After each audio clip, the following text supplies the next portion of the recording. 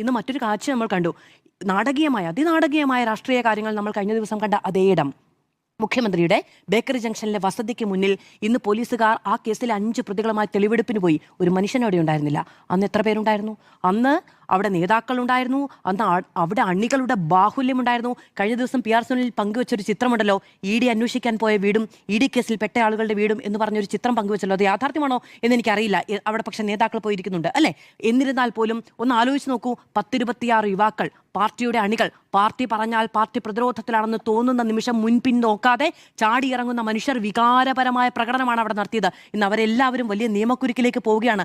സത്യം പറഞ്ഞാൽ ED provoke ചെയ്യുക കൂടിയാണ്. EDയുടെ ഉദ്യോഗസ്ഥർ കേരളത്തിൽ വന്ന് അടിയേറ്റ് തിരിച്ചു പോകേണ്ടി വരുന്ന ഒരു സാഹചര്യം എന്നതുകൂടിയാണ്. നമുക്ക് ആർക്കും 100% വിശ്വാസമില്ലല്ലോ നിയമപരമായി തന്നെ മുന്നോട്ട് പോകുന്ന ഒരു ഏജൻസി എന്ന നിലയ്ക്ക്. അപ്പോൾ EDയെ പ്രകോപിപ്പിക്കുക കൂടിയാണ് ചെയ്തത്. ഇനി വരുന്ന നിയമപ്രക്രിയ മുഴുവനും ഈ ചെറുപ്പക്കാരടക്കമുള്ളവർ നേരിടേണ്ടി വരുന്നു. അതിൽ SFIക്കാരായ വിദ്യാർത്ഥികളുണ്ട്. അവർ പഠനം പോലും പൂർത്തിയായിട്ടില്ല. അവർക്ക് എത്ര കണ്ട് മുന്നോട്ട് പോകാം എന്നറിയില്ല. DYFIക്കാരായ വിദ്യാർത്ഥികളുണ്ട്. അവർക്ക് നാളെ പുറത്തേക്ക് പോവുകയോ സർക്കാർ ജോലിയിലേക്ക് പ്രവേശിക്കുകയോ ഒക്കെ ചെയ്യണമെങ്കിൽ ഈ കേസ് അവിടെ കിടക്കും. ഇത് എന്ന് തീരുമെന്നാണ് വിചാരിക്കുന്നത്. അപ്പോൾ ആ നിലയ്ക്കുള്ള പ്രശ്നങ്ങൾ വ്യക്തിപരമായി ഓരോരുത്തരും ഏറ്റെടുക്കുന്ന എന്തിൻ്റെ പശ്ചാത്തലത്തിലാണെന്നാണ് നമ്മൾ വിചാരിക്കുന്നത്. ഇപ്പോൾ കഴിഞ്ഞ ദിവസം KJ ജേക്കബ് ഒരു ഫേസ്ബുക്ക് കുറിപ്പ് എഴുതിയിട്ടുണ്ടായിരുന്നു. അതിൽ അദ്ദേഹം പറയുന്നൊരു കാര്യമുണ്ട്. തിരഞ്ഞെടുപ്പ് പരാജയം CPMനെ അടിമുടി ഉലച്ചു കളഞ്ഞിട്ടുണ്ട്. പാർട്ടിയെ അതിന് പോകാൻ കഴിയുന്ന ഏറ്റവും വലിയ പരിതാപാവസ്ഥയിലേക്ക് പോയിരിക്കുന്നു എന്നൊരു വെളിപ്പെടുത്തലുണ്ട്, എന്നൊരു വിചാരമോറ്റോ ഓരോ പാർട്ടി അണികൾക്കുള്ളിലും ഉണ്ടായിട്ടുണ്ട്.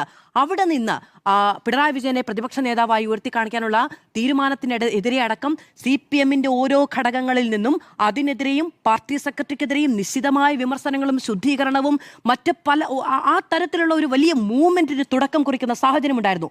അതവിടെ നിന്നു. കഴിഞ്ഞ ദിവസം നമ്മൾ സംസാരിച്ചു, അതവിടെ നിന്നു. ഇനി പിണറായി വിജയനെതിരെ വിമർശനമില്ല, ഇനി പാർട്ടി സെക്രട്ടറിക്കെതിരെ വിമർശനമില്ല. ആ പ്രോസസ് അവിടെ നിന്നു ED അന്വേഷണവുമായി ബന്ധപ്പെട്ട്. എന്നിട്ട് എന്താണ് സംഭവിക്കുന്നത്? അതിന് പിന്നാലെ ഇതിന് ഒരു വലിയ രാഷ്ട്രീയ പ്രതിരോധം, അതായത് തിരഞ്ഞെടുപ്പ് പരാജയമേറ്റ് ആ പരാജയത്തിൽ ഏറ്റവും താഴേക്ക് പോയൊരു പാർട്ടിയെ വീണ്ടും തീർക്കാനാണ് ED വന്നത് എന്നൊരു ചിന്തയിൽ നിന്ന് അതിനെ പ്രതിരോധിക്കാനുള്ള, അതിനെ കായികമായി പോലും വേണമെങ്കിൽ പ്രതിരോധിക്കാനുള്ള ഒരു മാനസികാവസ്ഥയിലേക്ക് പാർട്ടി അണികൾ ചെന്നു നിന്നു. അവിടെ നിന്നാണ് അവർ ആ ED വാഹനം പുറത്തേക്ക് വരുന്ന സമയത്ത് ആരുടെയും ആഹ്വാനമില്ലാതെ ഒരുപക്ഷെ ആക്രമണത്തിന് ഇറങ്ങി പുറപ്പെട്ടത്. പക്ഷേ KJ ജേക്കബ് ആ പോസ്റ്റ് അവസാനിപ്പിക്കുന്നത് എങ്ങനെയാണെന്ന് അറിയാമോ?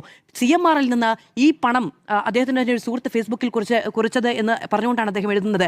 CMRൽ നിന്ന് ഈ പണം കൈമാറ്റം ചെയ്ത് വാങ്ങുന്ന സമയത്ത് ഒരുപക്ഷെ വീണ ആ പാർട്ടിക്കാരനെ കുറിച്ച് ഓർത്തിട്ടുണ്ടാകില്ല എന്ന്. പാർട്ടി പ്രതിരോധത്തിൽ നിൽക്കുന്ന സമയത്ത് സ്വന്തം സൗകര്യങ്ങളോ വീട്ടിലിരിക്കുന്നവരെയോ നാളത്തെ ജോലിയോ ഭാവിയോ കാണാതെ ഇറങ്ങി പുറപ്പെടുന്ന കുറെ മനുഷ്യനുണ്ടല്ലോ, അവരെക്കുറിച്ച് ഒരു പക്ഷേ ആലോചിച്ചിട്ടുണ്ടാകില്ല എന്ന് പറഞ്ഞുകൊണ്ടാണ് ആ പോസ്റ്റ് അവസാനിപ്പിക്കുന്നത്. ഞാൻ KJ ജേക്കബിനൊക്കെ കോട്ട് ചെയ്യുന്നത് അവർ ഇടതുപക്ഷത്തിന് വേണ്ടി എഴുതുകയും പറയുകയും സംസാരിക്കുകയും ഒക്കെ ചെയ്യുന്നതിന്റെ പശ്ചാത്തലത്തിൽ കൂടിയാണ്. അപ്പോൾ വൈകാരികമായി കൂടിയാണ് ആ പ്രതികരണം ഉണ്ടായത് എന്നുള്ളതാണ്. ഇന്നിപ്പോൾ AK ബാലൻ